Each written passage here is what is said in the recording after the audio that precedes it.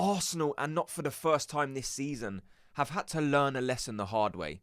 Look, people might be expecting this video of me being frustrated and screaming and shouting. But not only is that not what I do, but if I'm being honest, I'm past it. Like, we didn't necessarily even learn anything new today. Like, we've still got the same problems. We still have the same struggles that Arsenal have shown all season. Like, we still struggle to break teams down when they throw loads of players behind the ball. We're still lacking that spark in the final third. We're still lacking end product. And if we're being honest, we're still lacking the ability to grind out results in games that we just should be doing. Like, we should have won this game. There are underlying reasons for it, and we're going to speak about it in this video. There's going to be eyes placed on Arteta, the team as well, and I want to get your guys' thoughts and opinions on it. It's not all bad news, because there is an injury boost that will definitely help Arsenal going forward. Before we get into it though, I want to ask you a quick favour, if you could. Just hit like on this video.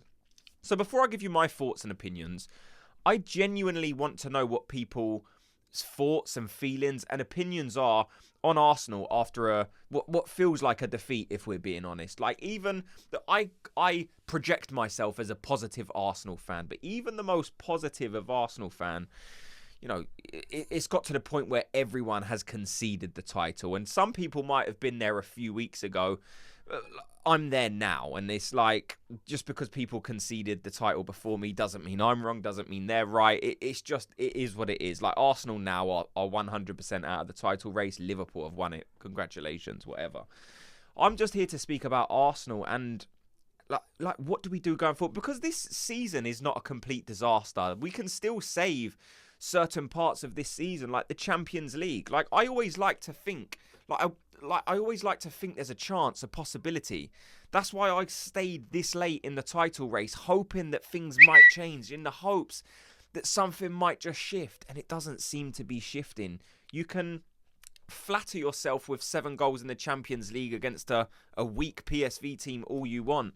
But in these big games, the crunch games, when the pressure's really on, these are the moments that you need to show yourself. And unfortunately, too many times this season, Arsenal have struggled to make an impact in these massive games.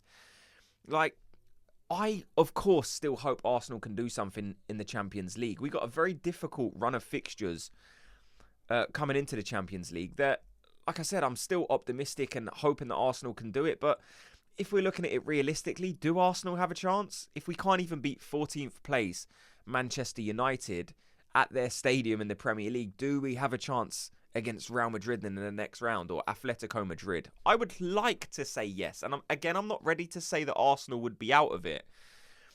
Like I said, there is a bit of a boost.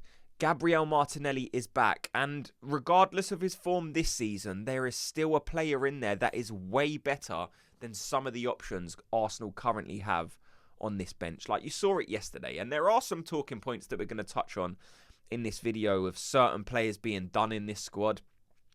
But Martinelli, having the option to use Martinelli, and my opinion would be that maybe he starts, if not the next game, then the game after that, and that will be Martinelli back in this squad 100%. And we need that injection of pace up front, because our attack is slow.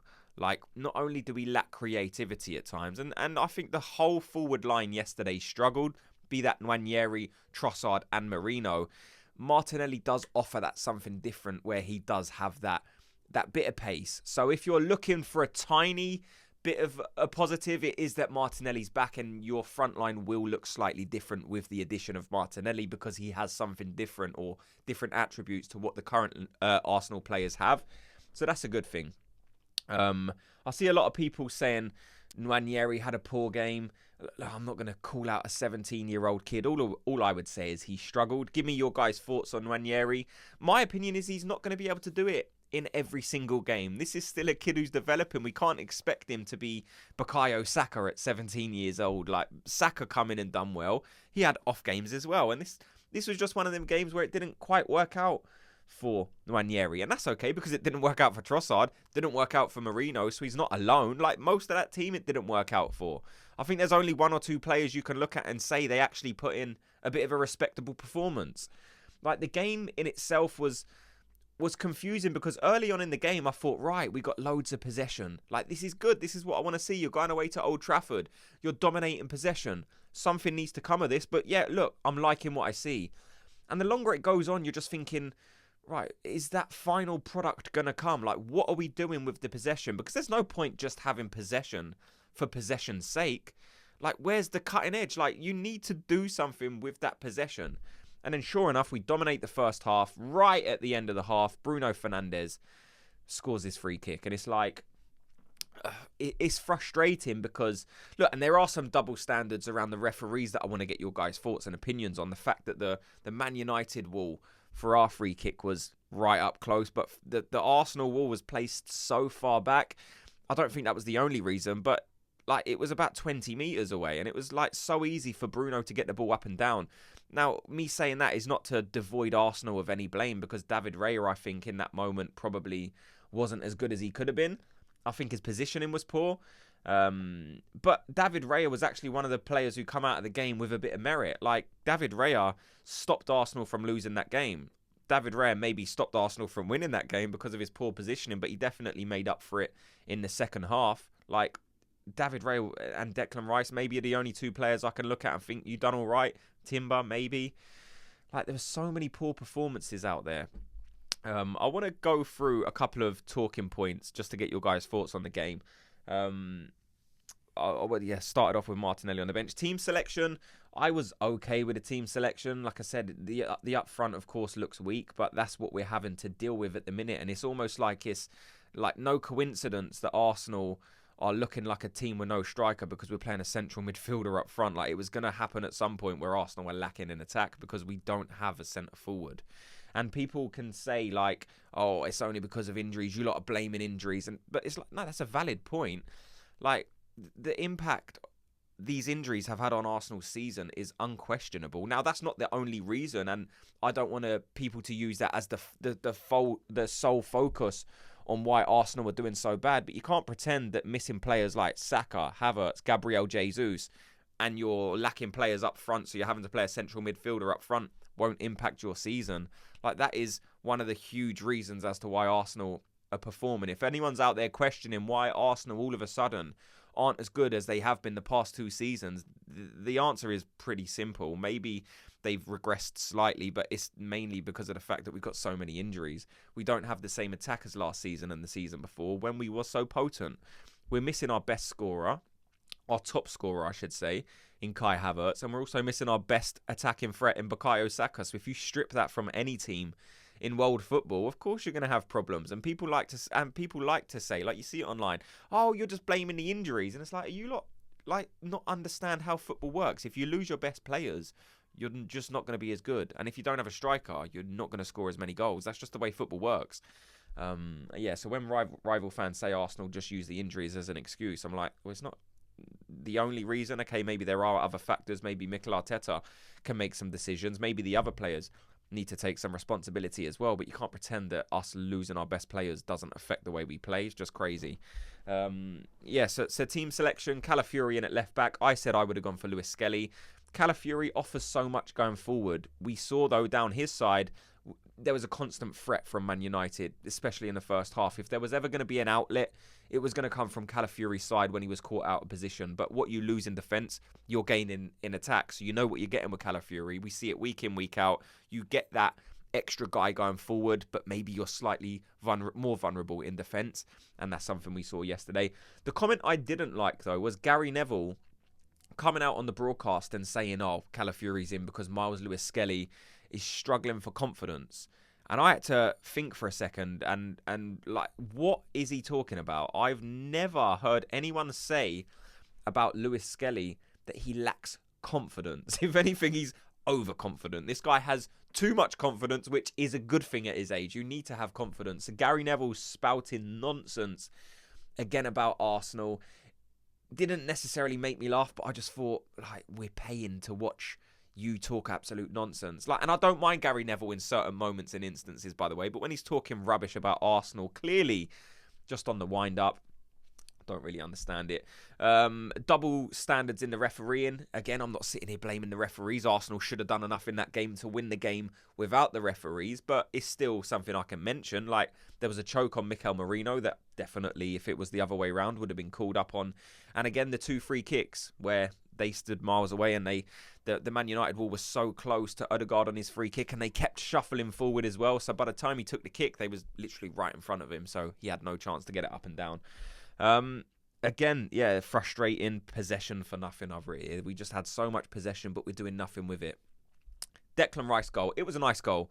Like I said, Declan Rice was one of the only players who come out of that game with some level of respect. With, you know, you can say he put in a bit of a shift. I'm seeing some people say he wasn't that good.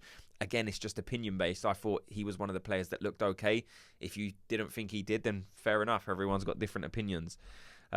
Sterling is 100% done at Arsenal due to the fact that the camera kept panning onto him when we was looking to bring Kieran Tierney on. Like, Arsenal were searching for a winger to bring on, and they bring on a left back instead of Raheem Sterling. Now, we have seen it this season before, but that all but confirmed. When you're away at Old Trafford and you're looking for a goal, and you've just brought in a left winger in the summer, and he's on the bench, but you're using a left back in his position instead of him, Raheem Sterling is done. That experiment is over.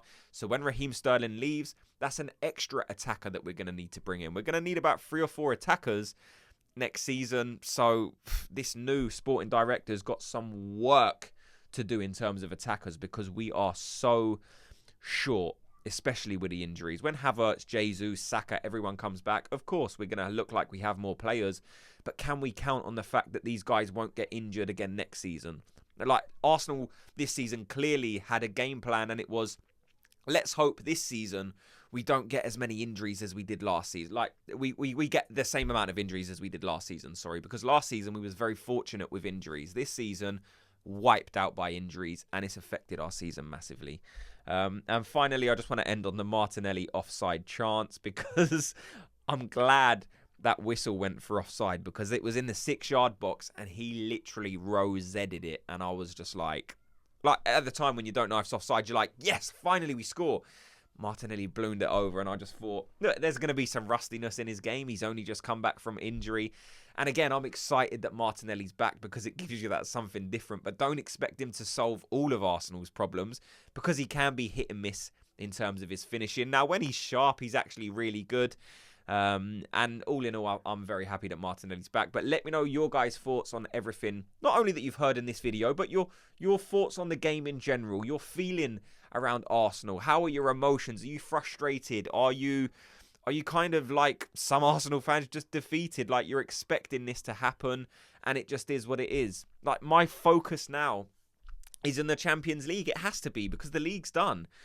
And I want Arsenal to win silverware. Like, just go for a run in the Champions League. Fine, prioritise the Champions League. I don't think Arsenal are in any danger of falling into a top 4 race and scrapping, maybe fall into a Europa League spot. You never know what could happen. That could be famous last words, of course. But like, just focus on the Champions League now. Make sure you get second. Make sure you still get Champions League, but go on a run in the Champions League. There is still something to play for this season. And you can see after the game, Mikel Arteta was so annoyed. He walked out of his interview. Like, he wasn't expecting this. He didn't expect this level of drop-off from Arsenal this season. But he's got no one else to blame but himself, the board, and the people making the decisions. Because for so long, so many people have been saying, mate, you need to buy some players. You're going to get caught short at some point. To be fair to Arteta, he come out at the beginning of the season and said, we've got one of the, he said shortest or smallest squads in the Premier League. So he knew he was going to be walking a tightrope. Like I said, he would have been hoping for the same thing last season, not many injuries. But it didn't play out. You can't bank on not having injuries. So yeah, he can be frustrated, but he's only got the club to blame, because there was an opportunity in January to buy some players, and they didn't want to do it. They obviously want to wait for the new guy to come in and give him a summer, and they need to do something special in the summer to get a lot of this fan base back on side, because you see the usual suspects out on YouTube ranting and raving and shouting Arteta out. And look, like I said, I don't mind people having different opinions, but when people are doing it just for clicks and just for reactions, like, that would never be my style. I would never come on here and pretend to be something I'm not.